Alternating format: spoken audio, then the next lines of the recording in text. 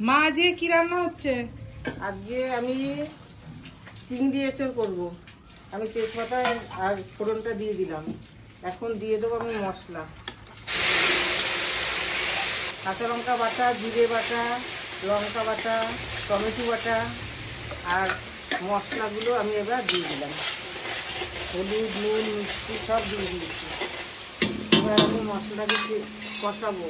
তারপরে দেবো আমি পোস্ত বাটা। তুলে একটু জল দে। এবার আমার মশলাটা কষানো হয়ে গেছে। আমি এবার পোস্ত বাটাটা দিয়ে একটু কষিয়ে নেব।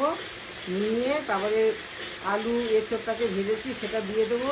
এটা কিন্তু নিরামিষ, কিন্তু চিংড়ি মাছ দিয়েই হবে। তোমাদের যদি ভালো লাগে আমাকে কমেন্ট করবেন, শেয়ার করবেন। আমার মশলাটা কষানো হয়ে গেছে বন্ধুরা। এবার দেখো আমি আলুগুলো দিয়ে দিলাম, দিয়ে মশলা দিয়ে কষাবো, দিয়ে এঁচড় দিয়ে দেবো, এঁচড়গুলো দিয়ে কষাবো। দেখো তোমাদের যদি ভালো লাগে আমাকে কমেন্ট করবে, শেয়ার করবে। মশলা দিয়ে আমার আলু এঁচড় কষানো হয়ে গেছে। এবার আমি জল দিয়ে দেবো। আমার রান্না কেমন লাগে কমেন্ট একটু জানাবেন।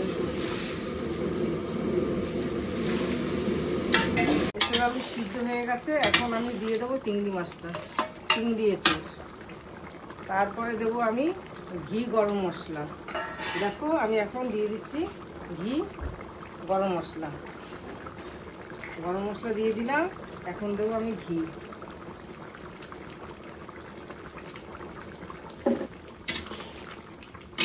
আমি নামাবো।